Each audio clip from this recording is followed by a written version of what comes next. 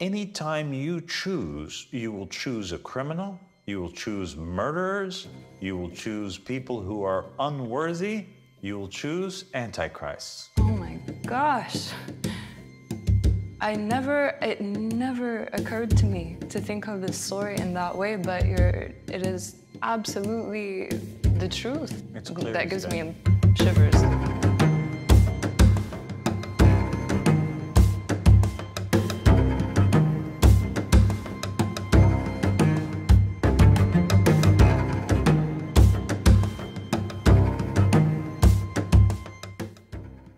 Assalamu alaikum wa rahmatullahi wa barakatuh. How are you, Tiffany? I'm good. Alhamdulillah, how are you? Alhamdulillah. Thank you for joining me here today. Thank you so much for having me here. In the previous episodes, we talked about the Antichrist in Judaism, Christianity, and Islam. We talked about the signs of the Antichrist, what the prophets and messengers described them as or as doing, or what are the signs by which we could recognize the Antichrist. And we reached this conclusion in the end that the United States of America is matching what these religions had talked about or said that the Antichrist would be. Yeah. We talked about how the United States is the modern Rome. Yes. We talked about how in Judaism, the name of the Antichrist was Armulus, and they understood this to be a reference to Rome. Yes. Right? Yes. Or Romulus. Yeah. And we talked about how the Antichrist has one eye. And we talked about how the system of the Antichrist, it had to be a system of disbelief. Yeah. And the system of the Antichrist itself had to be set up in such a way that it opposed Christ. Yeah. So now I just wanted to examine with you because we have to really think about what it is that we're saying and see if it makes sense. Yeah. We have to know what is the purpose that Jesus Christ is sent, and see if the system, the government, the democracy in which America believes in is opposed inherently to Jesus Christ. Okay. Okay? So I guess the first question that we would ask is, why is Jesus sent? What is his function? And we know that Jesus is given some titles in the Bible. Mm-hmm. And one of them is a Messiah, Mm-hmm. right? Another one is Christ. Mm-hmm. And they both mean someone who's anointed. Yes. What does that mean, somebody who's anointed? What is their job? What is their function? What is their duty in Christianity? What were you raised as believing? What is the job that Jesus is sent as? Well, the Anointed One is a title, or it's actually like a ceremony that appears in the Old Testament, where when kingship or leadership, successorship is passed down from one prophet to another, they're anointed with oil, and we see it happening in several passages in the Old Testament. So some of the ones who were anointed are, for example, when David passed on the rulership to his son Solomon, he was anointed. So what it actually means is that the anointed one will be the next ruler, the one who will rule over the nation of believers. That's exactly right, because the prime examples in the Bible of people that were anointed were specifically kings, Mm-hmm. okay? So we find in the Bible, Samuel, who is the prophet, he anoints who? Saul. Saul, yeah. And we see that David also, when he becomes king, he has to be anointed. Mm-hmm. And we see Solomon also is anointed. Mm-hmm. So anointed one, and whenever there was a reference to an anointed one, it was definitely referring to the monarchs of the state of Israel. Okay. Okay? Mm-hmm. So now, without a shadow of a doubt, we understand that Messiah, or anointed one, is referring to a king or a ruler over the people. Yeah. So then that makes the job of Jesus Christ to be that of a ruler, Yes. right? Yes. And the ruler, whether in the case of Jesus whether in the case of Saul, whether in the case of David, whether in the case of Solomon, or they were always appointed by God. Yes. None of them were elected. None of them came to power by means of a coup d'état or anything like that. In the Bible, in Judaism, Christianity, and Islam, it is God who appoints the ruler. He has to, because it's Him who chooses the most righteous out of the people and the one who's going to lead His flock to safety and salvation. Yes. Is that correct? Yes, of course. I mean, even in the case of Saul, which you mentioned, it was the people didn't say, let's choose a king ourselves. They went to Samuel and said, have God choose for us a king. Exactly. And that is also a prime example in the Bible of a time where human beings, let's examine this story. So in the time of Saul, basically Samuel, he was the prophet. And he was also like the de facto ruler over them. Everybody had to listen to Samuel. He was the ruler, he was the prophet, he was the de facto authority figure at the time. Yes. Right? And he was enforced by the Holy Spirit. He has some sons. It's his intention that these sons are going to succeed him. And it seems like they are the ones whom he's kind of preparing for that role. It's unclear if God has chosen them or not yet. It seems like he's going to be choosing them, and Samuel's preparing them for that. But the Bible says that they were unrighteous. And the Israelites didn't want these sons to be chosen. So in order to avoid their appointment or to change destiny, the Israelites, they go back to Samuel, who was a prophet, and they say, hey, all the other nations have a king, you know? So just like you're a ruler, we want God to appoint for us a ruler, but we want for him to appoint for us a king. And this begins the whole monarchy system in Israel. Yes. Yeah? So they don't elect their own king. They don't interfere in that, but still they interfere with the political system that God had set up, because God was ruling them through prophets, you know, or through judges, but not ruling them yet through kings. Yes. But they wanted a king who came with his own sets of authority. Okay. What does God say then? He tells Samuel that because of the people's request, they are rejecting him, and they're rejecting his rulership, not Samuel's, but God's himself.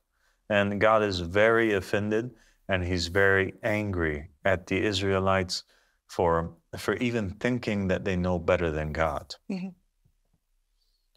And God ends up sending them a warning with Samuel. He tells Samuel to go there and warn them, basically, that they're, you know, what they're asking for is not going to be in their best interest, because they're the ones that are choosing. But nonetheless, he will give them what it is that they want. And so God chooses for them a king. And so in that story, we get a grave warning.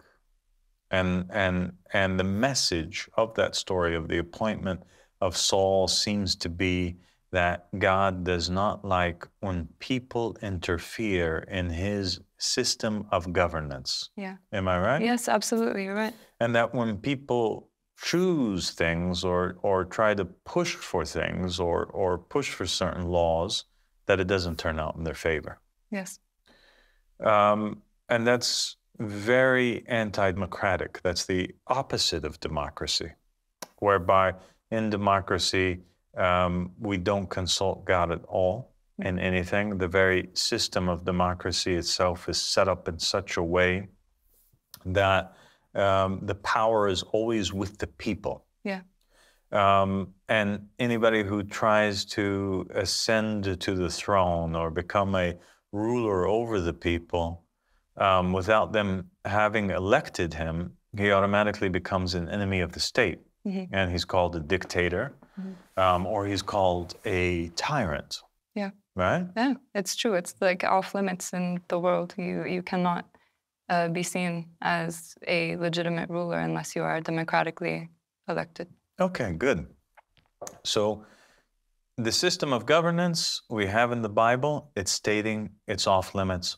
Only God is the one who can choose that system of governance. Yeah. In democracy, it is the people through elections, through their representatives, their senators that they chose, their representatives that they chose, that make up the laws of the land. Mhm. Is this an acceptable concept in the Bible? No. Absolutely not. Why is it? At least we saw very clearly that it is always up to God. He is the one who appoints. He is the one who comes down with the Holy Spirit upon the prophets and the messengers, and his will is done through them. The communication with God is through them. And the prime example of the fact that only God is the one who establishes the law is when God tells Moses to meet him. And when he meets him, he brings down upon him God's commandments. Mm. So in the Bible, God's law is called his command. Yeah. And there's no breaking it. No. There's no negotiation on it. The Israelites, anybody who dared to try to change one letter of the law would be ousted, would be cursed, would be sentenced to death. Yeah. Because God accepts in the Torah and the Bible nobody interfering with his law. Only God is the one who chooses the law. Yes. Yes. Okay. So I think that in that case, then we're beginning to see how the very system of governance of the United States is completely and totally opposed to the divine system of governance and rule. Yes. Do we have any examples of democracy being condemned in the Bible, or God showing us that democracy cannot be accepted and that it's very bad for us?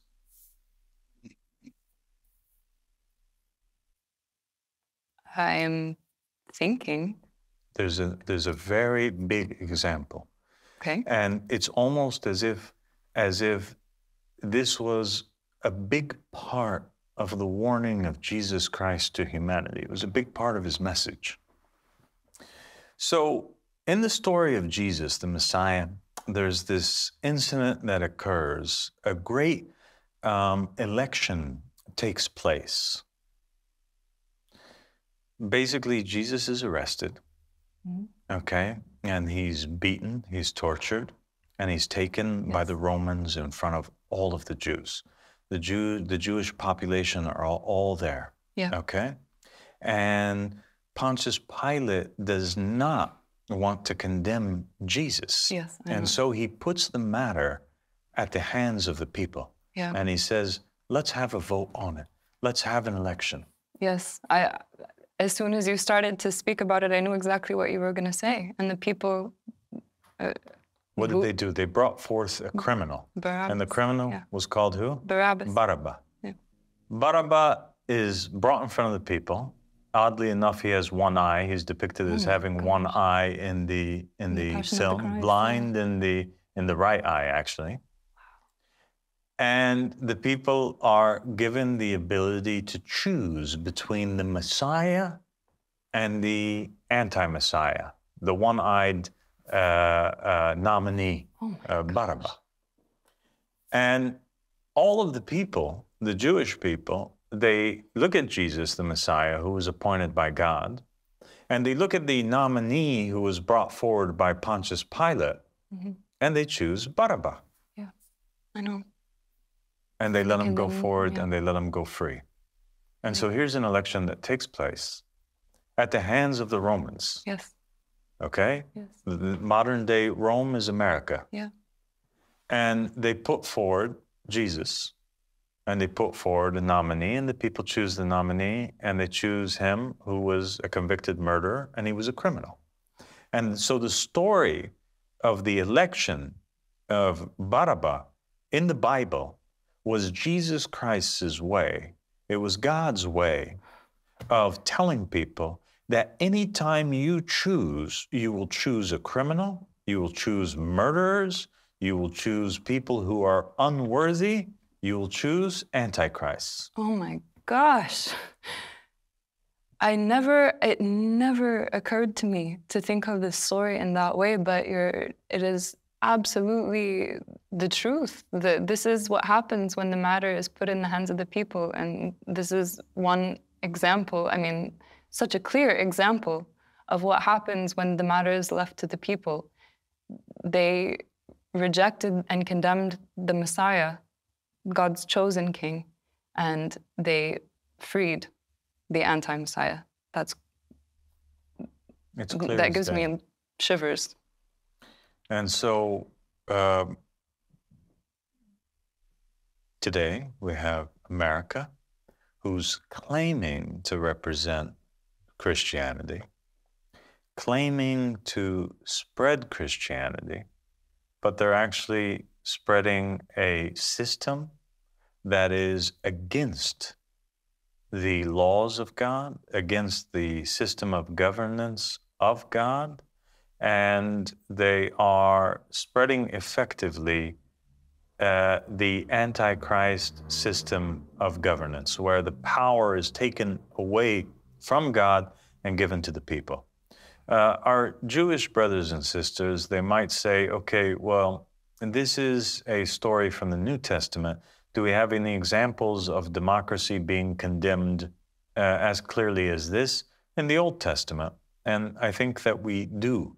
In the story where Moses had come down with the Ten Commandments, and then he goes away for a while, and the people, once again, they're left for an election, and they basically choose to build a golden calf and to worship it in the absence of Moses.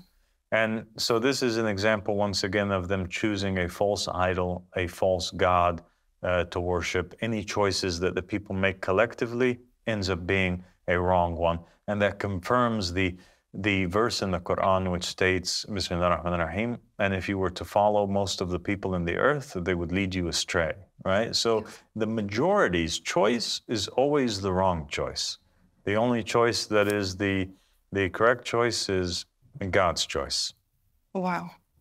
I mean, it's actually so extremely clear. When you point out these examples, they were preserved as warnings. But are we taking them as warnings? I mean, I hope that we will. I hope that people will actually go back to the scriptures and see that the matter is very clear. It is.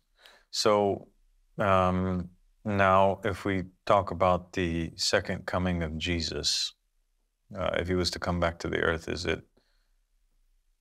it possible? Does he stand a chance to rule? I mean, I think that this is a part where many people haven't really thought it through, you know? You pointed out in the previous episode that it's actually set up, you know, the whole system, the Constitution of the United States, and it's set up in a way that if Jesus were to descend on the clouds, and it's very clear and everybody knows that it's Jesus, it's not like he's going to just be handed the presidency. He's not going to become the president of the United States just based on that fact. He has to be democratically elected. He has to be born. And born in the United States, yeah. So, I mean, I don't think that many American Christians have actually thought about this very big contradiction in their beliefs, because they believe in democracy, right? It's extremely important to many American Christians, and so is their faith in Jesus. But they're actually completely opposed to one another. They cannot coexist. No, they can't. For that reason, you know, the American government is the great deceiver, because it makes people think that the system and the government itself is allied with the choice of God, when in reality it is inherently opposed to God. Yeah. The system itself is the opposite of Jesus and his message and God's law, and it never allows for a divinely appointed caliph, a divinely appointed king or Messiah, to ascend to the throne. If they were, in fact, a Christian nation, then the Constitution itself should have had a clause in there, or an article in there, or an amendment in there that said that basically whenever Jesus comes, then he can be handed the throne. Yeah. But that's not there. No, it's not there, and I think it's clear that the intention was never that behind the founding of the United States. Because the people who founded, they didn't really believe that Jesus would come back. Because if they did believe that Jesus would come back, then they would have adjusted the law in such a way that it made room for God's choice. Yeah. But that's the problem with democracy, is that it never has room for God's choice. Mm-hmm. The only room that it has is for the majority's choice. Yeah. Out of the people. Yeah. And we've seen where that leads astray. So we have in the Bible, the Romans teaching the Jews how it is that they can choose and elect a person. Mm-hmm. We have today America teaching Israel democracy. Rulership in Israel today is democracy. The only people that can come to power, they come to power through elections. Yeah, and that's completely opposed to the history, to the scriptures of how God governed Israel before. Yeah, so like the current state of Israel is kind of like a fake state of Israel. Mm-hmm. It's not really an authentic state of Israel. Yeah. That's why we call it the so-called state of Israel. Yeah. Because every ruler that they had was chosen by the people. Yeah. Did they have any prime ministers or presidents in Israel today, since its founding, that were anointed by God? No. Or elected by God? No. Or nominated by God? No. There's none of them? Netanyahu wasn't a prophet messenger? No. He wasn't a divinely appointed king? No, he was absolutely not appointed by God. So he was only appointed by the people? Yes. In the same way that Barabbas was? Yes, exactly. So then if the Messiah was to appear in Judea, how would he come to power in modern-day Israel?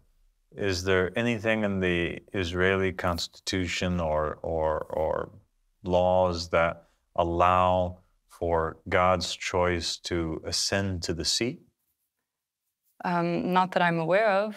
You would certainly imagine that Israel of all nations would have such a clause, because it is a country that is meant to be united by their faith, right? It is a state for the Jewish people who are awaiting their Messiah. So you would imagine that it would actually be built into their constitution, but as far as I'm aware, it's not. Well, then if it's not, is it a Jewish state? Yeah. Or is it just a Roman state or an extension of Rome? Yeah. Is Israel really a Jewish state, or is it merely the 51st state of America? Yeah. I mean,